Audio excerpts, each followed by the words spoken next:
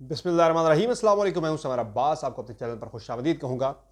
आज नाज़रीन आपको बताएंगे जनाब, एक तो गुज़िश्ता रोज़ जो पार्लियामेंट का जॉइंट सेशन था उसमें सर्विसेज चीफ की अदम शिरकत के हवाले से एक अहम खबर सामने आई है। मज़ीद उस हमने कल बात की थी, मज़ीद एक और अहम खबर सामने आई है। और इसके अलावा जनाब आपको बताएंगे कि नून लीग की सियासत में ना एक फ़िक्स आजकल बयानिया चल रहा है। वो क्या है, आपको उस पर मैं कुछ डिटेल्स बड़ी इंटरेस्टिंग आपसे शेयर करूँगा।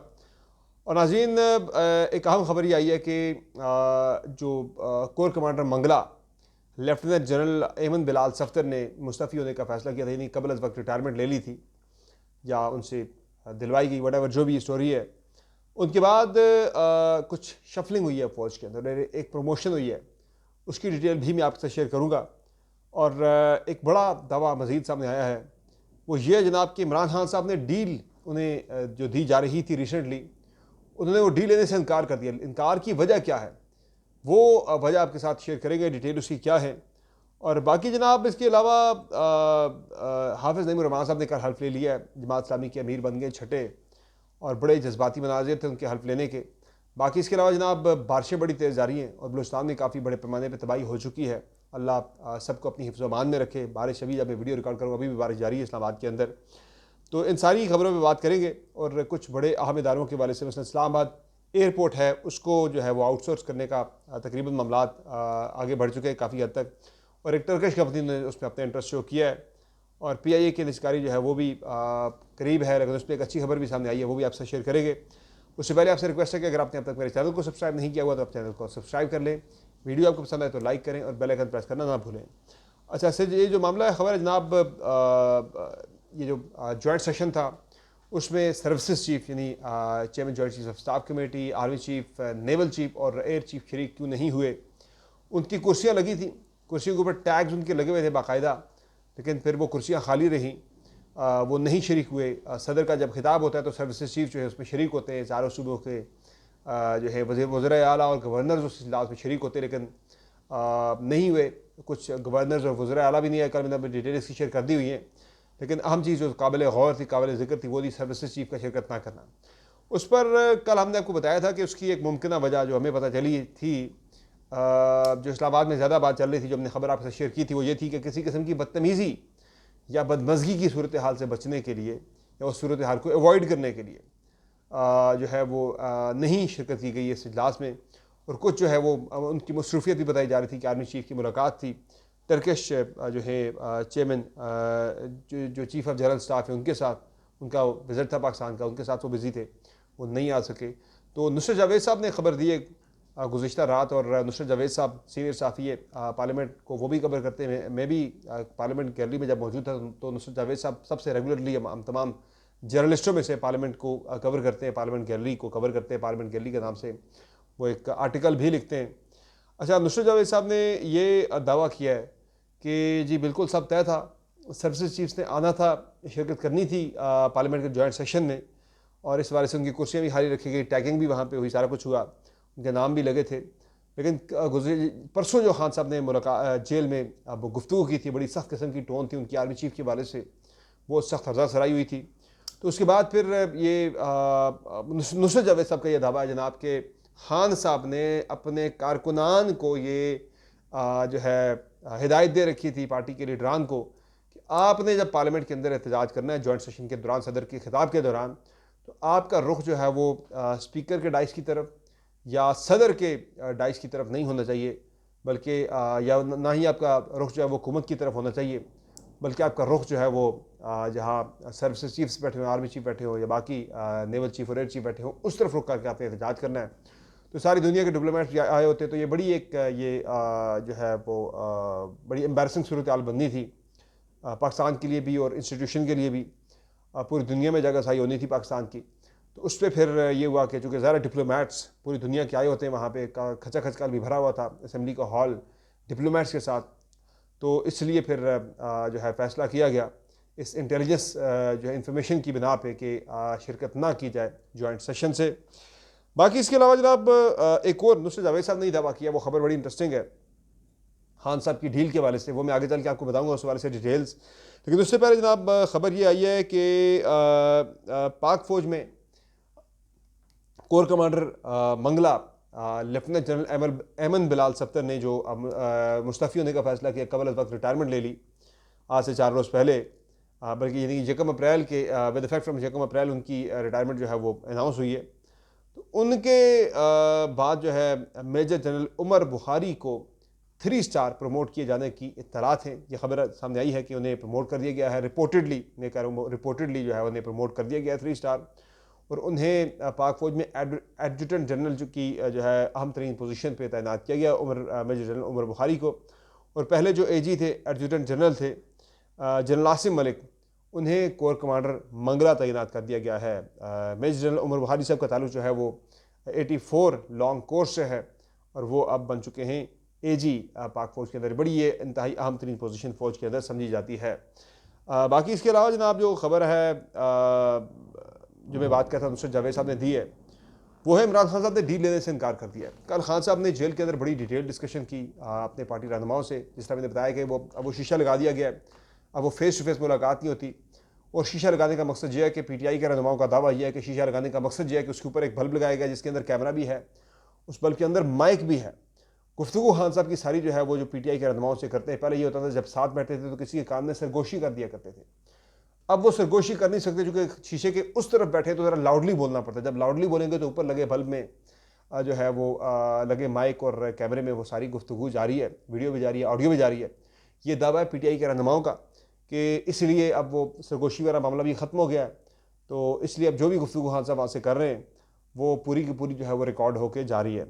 तो मे बी ये जो थी अपना इंटेलिजेंस थी जनाब के खान साहब ने ये हिदायत दी हैं, तो ये भी शायद वहीं से इंटेलिजेंस निकली हो। ये मैं शायद की बात कर रहा हूँ, मुमकिन तौर पर हो सकता है कि वहाँ से निकली हो। I am not sure and confirm about it.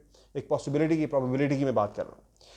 तो उस पर जनाब पीटीआई रहनुमाओं से खान साहब ने कल जो गुफ्तगू की, जैसा मैंने बताया रात को कि कुछ फील्ड प्लेसमेंट खान साहब ने चेंज की है कि सेनेट के अंदर जो है वो अली जफ़र साहब की जगह पे शिबली फराज को जो है वो तहरीक इंसाफ की तरफ से अपोजिशन लीडर सेनेट के अंदर खान साहब ने मुकर्रर कर दिया है। और अली जफ़र साहब जो है पहले उन्हें चेयरमैन तहरीक इंसाफ बनाने का फैसला भी हुआ था, उन्होंने वो भी लेने से इनकार कर दिया था। अब जनाब खान साहब ने जो उस पर डिटेल डिस्कशन की वो तो उसमें एक ये फैसला हुआ कि 29 तारीख को जो है एक जलसा होगा इधर क्या कहते हैं 19 को, सॉरी आज यानी कि जलसा होगा फैसलाबाद के अंदर, एक इवेंट होगा जहाँ से पाकिस्तान तहरीक इंसाफ के रहनुमा खिताब करेंगे। और ये जलसा जो है सुन्नी इत्तेहाद कौंसिल के सरबरा जो हैं साहबजादा हामिद रज़ा, उनकी जानिब से ये जलसा ऑर्गेनाइज़ किया गया है। तो उसमें पीटीआई के रहनुमाओं को खान साहब ने हिदायत की है कि आप सब लोग जाके वहाँ पर शिरकत करें। बाकी खान साहब की हिदायत के ऊपर शेर हसन मरवत ने पंजाब में जलसे शुरू कर दिए हैं। तरागंग से शेर हसन मरवत ने जलसों का आगाज़ किया है और एक इम्प्रेसिव रैली जो है वो तरागंग के अंदर पाकिस्तान तहरीक इंसाफ की तरफ से की गई है, जिसमें बड़ी तादाद में लोग तहरीक इंसाफ के कारकुनान जो है वो शरीक थे। तो ये ज़िमनी इंतखाबात के वाले से और बाकी मामला के वाले से, चूँकि ज़िमनी इंतखाबात की अब जो है आ रहे हैं 21 तारीख को हो रहे हैं और आज रात वैसे भी इलेक्शन कैंपेन का टाइम हो गया ख़त्म, कल का दिन लास्ट है, परसों जो है वो जलसा होगा, बल्कि आज रात 12 बजे जो है वो टाइम ख़त्म होगा। हफ्ते के बाद जो है वो इतवार को पोलिंग होगी। इन 21 पोलिंग स्टेशन के ऊपर 23 टोटल हाली थे। तो खान साहब ने जो मुख्तलिफ हिदायत दी उसमें एक तो ये है कि भाई तहरीक को ज़रा तेज़ करना है, डट के ज़रा जो है वो मुज़ामत करनी है। और उसमें एक डील की बात भी चल रही थी पिछले दिनों काफ़ी ज़्यादा ज़ोर शोर से ईद से पहले।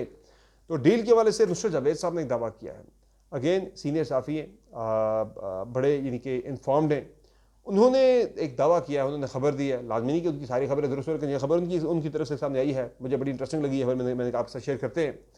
तो खबर जो है नुसरत जावेद साहब की खबर ये कह रही है कि खान साहब ने उन्हें डील मिल रही थी, उन्हें डील ऑफर हो गई थी।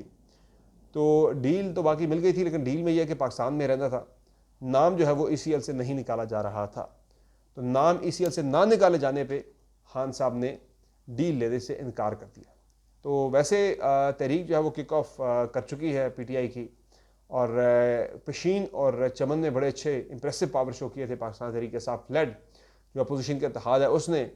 और मैं ये समझता हूँ कि डील अगर इमरान खान ने लेनी होती, मुझे इस खबर में इतनी ज़्यादा जान नज़र नहीं आती। एक ये खबर है, एक वर्जन है जो सामने आया है कि जनाब डील इसलिए लेने से इनकार किया खान साहब ने कि उनका नाम ECL से निकाला नहीं जा रहा था। तो ECL से नाम ना निकाले जाने की पादाश में उस वजह से खान साहब ने डील लेने से इनकार कर दिया, पूरी डील जो है वो स्कटल हो गई, फारिग हो गई।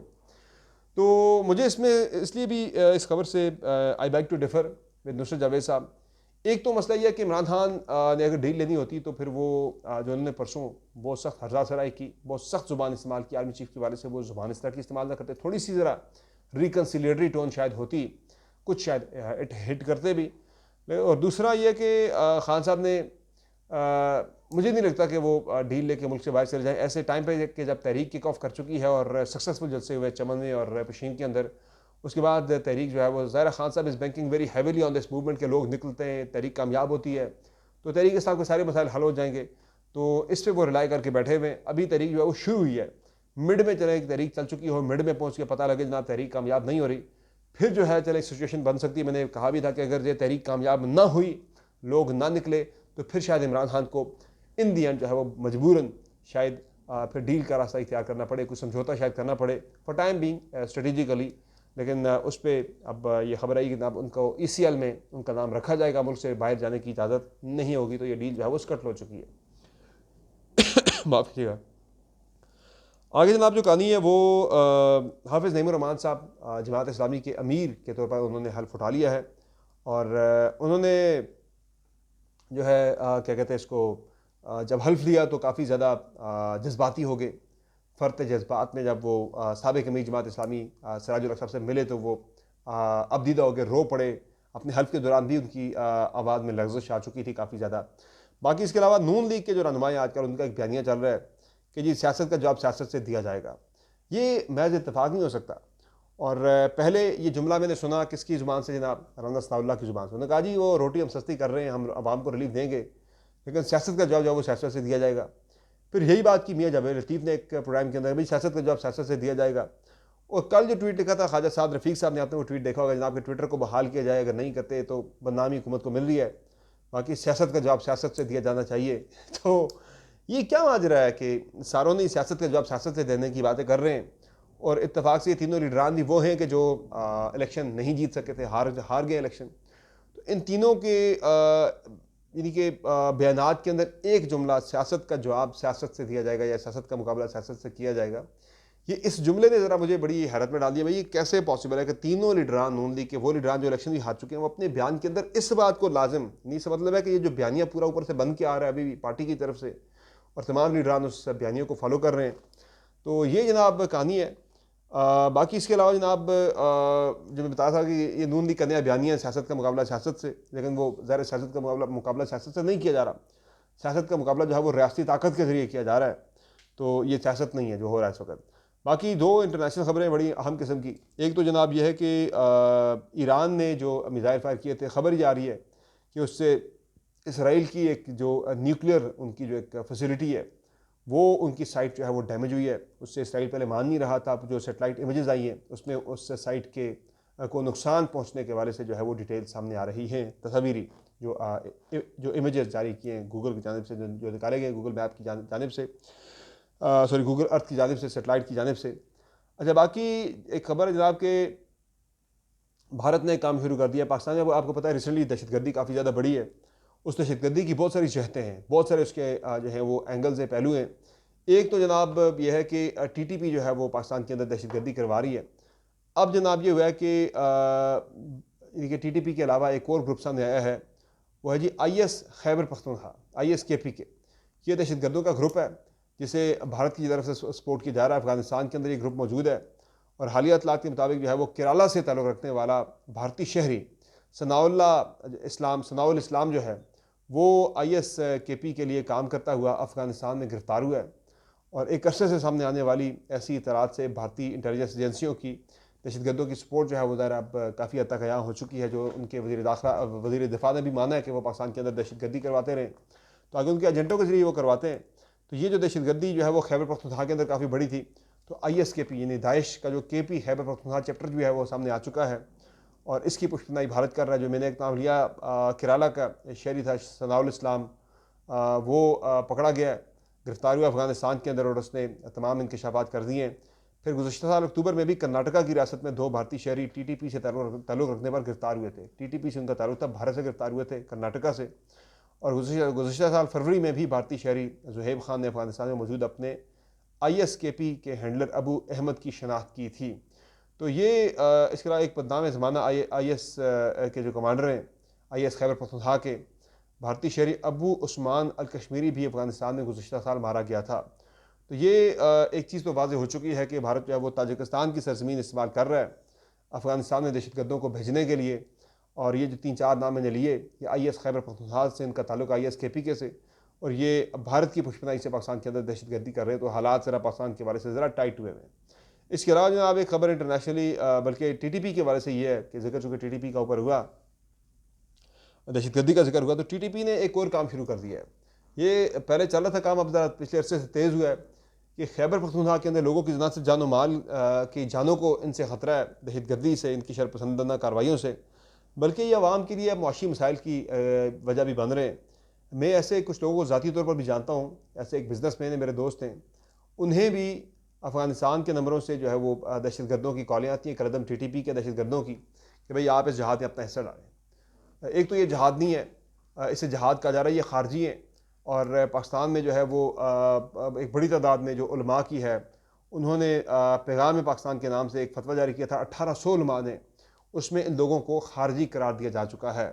तो इनकी जानिब से अगर किसी जहाद के नाम पे, सो कॉल्ड जहाद के नाम पे, जहाद तो नहीं है, फसाद है जो ये फैला रहे हैं पाकिस्तान के अंदर निहत्ते शहरियों को कत्ल करके, तो ये फसाद के नाम पे लोगों से जहाद करके जो फंडिंग ले रहे हैं, चंदा ले रहे हैं, ज़बरदस्ती ले रहे हैं, कई सियासतदानों से, कई ब्यूरोक्रेट से, पर्टिकुलरली जो ठेकेदार हैं वो इनके निशाने पर होते हैं, तो उनसे जो है ये उन्हें प्रेशराइज़ करके, उन्हें ब्लैकमेल करके उनसे ये पैसा ले रहे हैं। तो ये इस पर मैं समझता हूँ कि एक तो आवाम को भी ज़रा इसका ख्याल रखा जाना चाहिए। कुछ लोग अगर खुशी से भी दे देते हैं जनाब के जहाद है, तो जहाद नहीं, ये फसाद है। और ये फसाद फैलाने वाला और फसाद को सपोर्ट करने वाला फाइनेंशियली या उसको फिज़िकली, वो भी फसादी है, वो भी जहन्नमी है। तो इन खारजियों के प्रोपेगेंडे से ज़रा बच के रहें। तो दैट्स ऑल फॉर टुडे। इंशाल्लाह अगली वीडियो में फिर आपसे मुलाकात होगी। इजाज़त दीजिए। अल्लाह हाफ़िज़।